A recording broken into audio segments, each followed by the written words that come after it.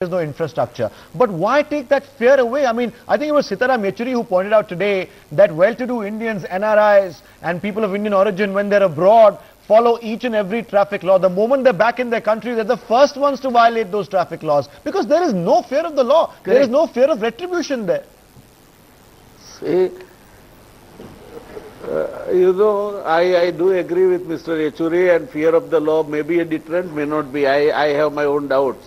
When we are comparing these countries, we are forgetting that if you are talking about Sweden, it has a population less than Bombay and a size 4 times larger than Gujarat. You are talking about Gulf countries, they are lesser than a town, sometimes the total population, if you take.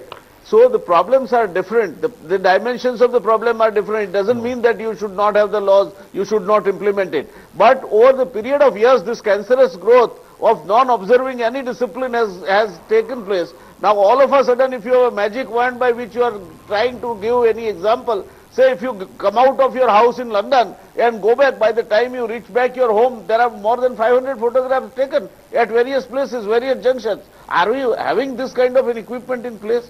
Yes, are we going to be able to implement even if you have a law? Back to the infrastructure part of it. Let be sensible. You want to come in here, Jaiveer? Let there be some. I think Mr. Vyas is confusing three issues.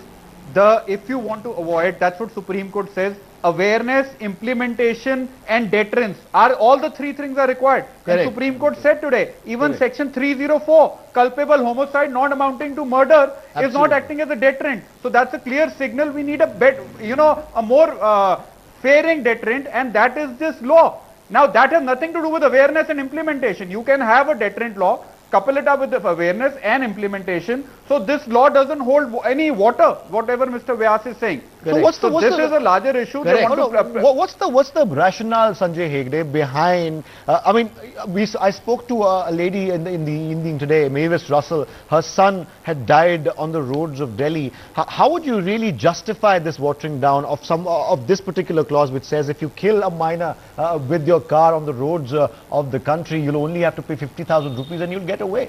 I mean, how do you explain such hikes or watered down legislation to people who lose their loved ones every day on the road? That is absolutely inexcusable. And the entire thing is that the law should also be about money. One of the best ways of regulating abroad is this. Yes. That if you have a traffic offense, it goes on your license. Correct. That increases your insurance rates. And immediately there is a financial deterrent. Absolutely. You have 3 points on your license gets taken away. You can't drive. There is no question of driving without a license. Absolutely. That is the financial deterrent is the first thing. Unless it's heavy on the pockets or a Bharadwaj, of people not just in Delhi but also across the world. Mr. Bharadwaj, do you think unless it pinches the pocket, there will be absolutely no fear and hence as a fallout, no implementation, people will continue to die on the roads? And the highest killer, Mr. Bharadwaj. Road accident, highest killer. I think the gentleman who spoke just before me was correct. Were exactly right on the mark, and it is required that you should have a financial deterrent, and you should have a deterrent in a way that it causes a permanent mark on your license, so that it brings a fear of law, and deterrent is must in our jurisprudence also. Unless and until there is a deterrent, people will not be afraid of law. So why take that deterrent away then, Mr. Shukla? And implementation is must. Mr. Shukla, why take that deterrent away, the financial deterrent that we're talking about right now? Agreed, there is no infrastructure. Till the time infrastructure comes into place, at least have something to at least 5 out of 10 people, perhaps it deters them because they don't want to pay. If there's not everybody who wants to follow it, why take the financial deterrent away? That doesn't make any sense. The deterrent law is required. No one can say no one will oppose the deterrent law. At the same time, the infrastructure should also be improved.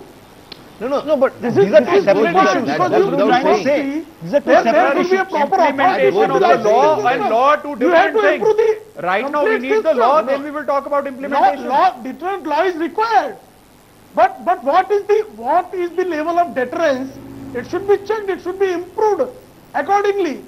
No, but according to what we know, Bijon Mishra, and this is what we are running today the whole day, this is according to some reports in the media as well, that if you kill a minor with your car, really, the original draft bill had punishments and penalties up to 7 lakhs or 5 lakhs, I'm not sure, but it was in the lakhs. It has now been watered down to 50,000 rupees. Are Indian lives not worth even that much, Bijon Mishra? No, that is exactly, it's a sad what, instead of punishing the culprits and making them liable for high compensation in terms of their, irresponsible behaviors on the road, here the government sits and tries to sort of pass a legislation which will dilute of deterrent punishment. So what we all expect is all political parties, including the BJP, must understand the seriousness, and there are enough data on the table to show that how it is increasing every year due to various irresponsible behavior even of the citizens. I am saying that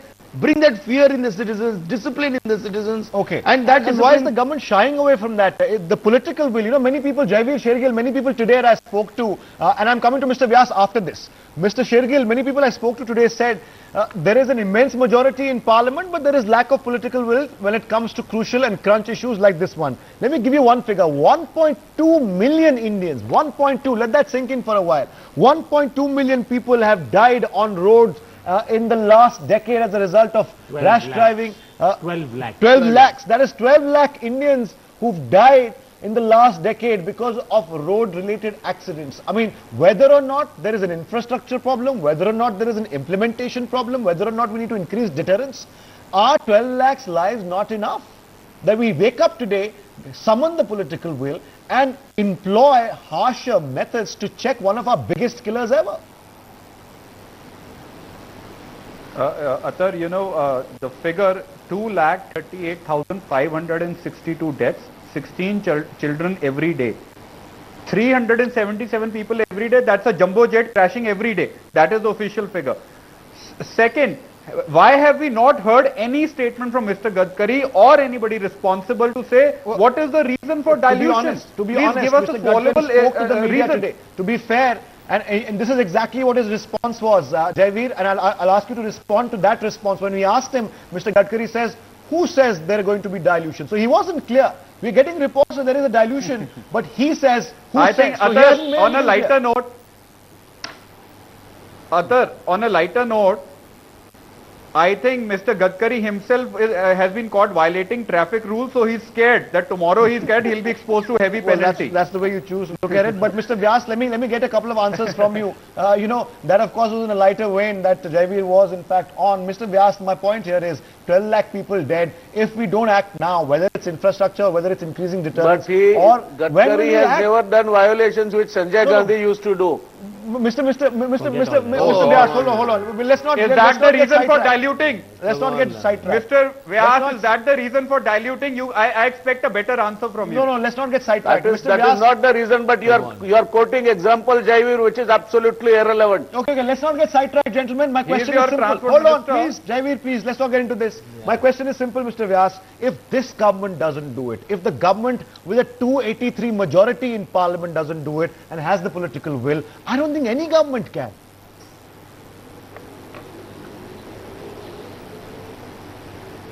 Well, Atar, to blame this government only because the government has the majority, as if the government with the majority has come for the first time in India, is absolutely unfair. I am not against, let me tell you, I am not, but on the ground, if you are not able to implement the things which you are trying to talk about from different why countries, you are not able to implement? I mean, we are all talking something which is absolutely academic and theoretical. No. You don't have the money. If you talk about traffic police in Gujarat, for Having a deterrent law, academic question, 2,58,000 we disagree with you. We disagree with you. Government please, government is spending huge taxpayers' money. Government is spending huge tax. You are not aware. You are not aware about the infrastructure. Please remember that government is spending huge amount of resources in upgrading the police, the traffic police, giving them vehicles, making them surveillant, and there are huge infrastructure where the government has invested. Okay. So you can't say that the infrastructure is not there. Okay. It is only the political will which is missing. You have to understand that the political will has to be my there. dear friend, So please, please do my not- dear friend, the my dear friend, the present if government, you are shouting, the present government is You are- equipped. The present you are- government is equipped. you are shouting the present from the government is rooftop. equipped. Bijon, let me each one word which you said is wrong. Come as an administrator. Come as an administrator of a state. Forget about the country, and you will know how much resources you have per kilometer or per person which is on the road. Please have a look at What it. are we talking about? hold on. Resources? What kind of no, resources we are We have no more deploying? time on this. You know, but I That's just not the want to issue. go No, across no, once. no.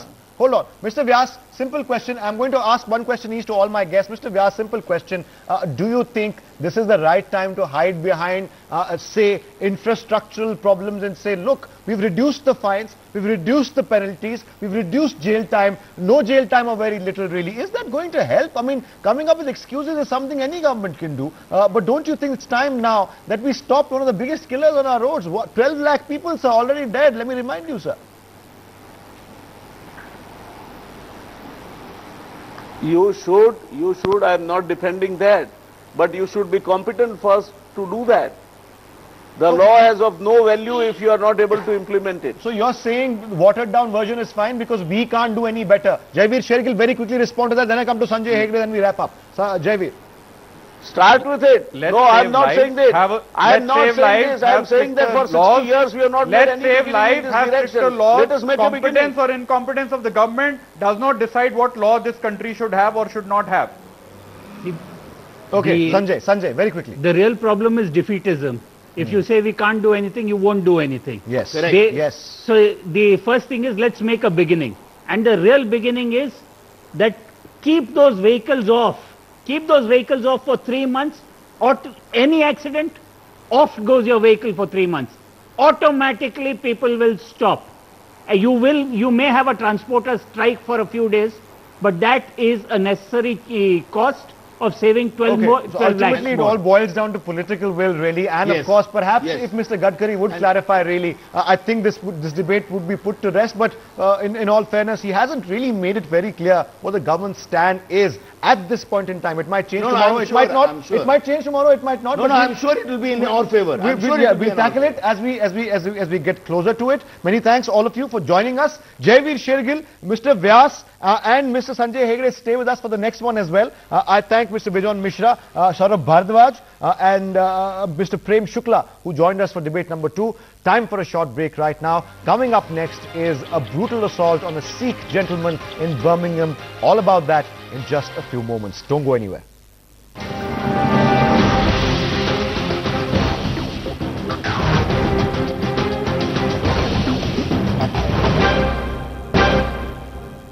A video has gone viral on the internet of a Sikh gentleman being beaten up in a suspected race attack.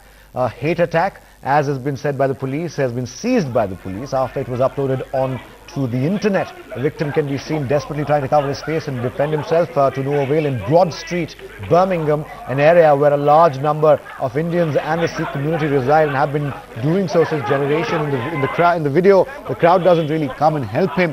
The police, in fact, in Birmingham has come up with a statement. We'll discuss more of that statement in just a moment. First, reactions coming in to the story.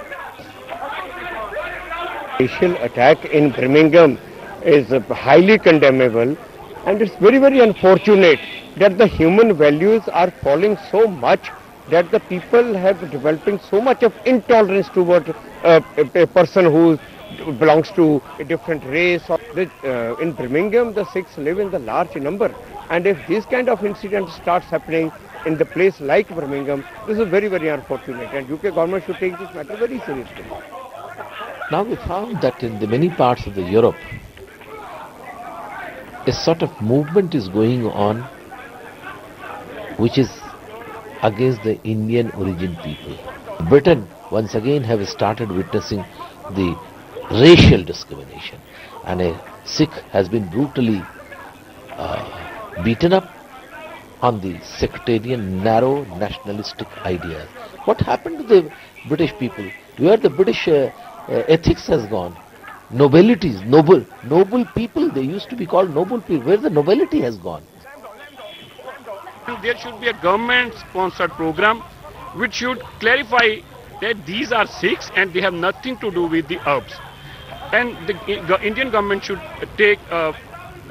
should have a words with the Britain government also, with the American government also, and they should also take a firm steps over there that these kind of incidents shouldn't happen, and especially towards the Sikhs, the Indian government has more responsibility because the Sikhs around the world, they have roots in India, and Indian government has more responsibility than any other government. Joining us right now, Sanjay Hegde, senior lawyer in the Supreme Court. H.S. Pulka will also join us, senior lawyer. Rajiv Dogra, former Indian ambassador, also on the panel. Jaiveer, Shergill, Congress spokesperson, and Mr. Jainarayan Vyas completes the panel. He joins us from Ahmedabad. Many thanks for joining us. H.S. Pulka, let me start with you. This video has gone viral on social media sites now, on the internet now as well, where a Sikh gentleman is being assaulted by what looks like a gang of hoodlums. Now, I don't want to be judgmental here because we don't know what the investigation the police are carrying out right now. However, on the face of it, it looks like, if not a religiously motivated attack, prima facie, and I'm choosing my words very carefully now because I don't want to jump to conclusions. It looks like an attack motivated by the way this gentleman looked. A race attack, so to say, not a religious attack. Would you say that apprehension still exists? Because when I spoke to Mr. Amardeep Singh Bhogal, who is a Sikh gentleman running for office in UK, in Northern Ireland, he says that Birmingham is a place where assimilation is such that there are no such problems. However, we cannot let this go. This is a serious attack on an Indian origin citizen there, and that is cause for concern for sure.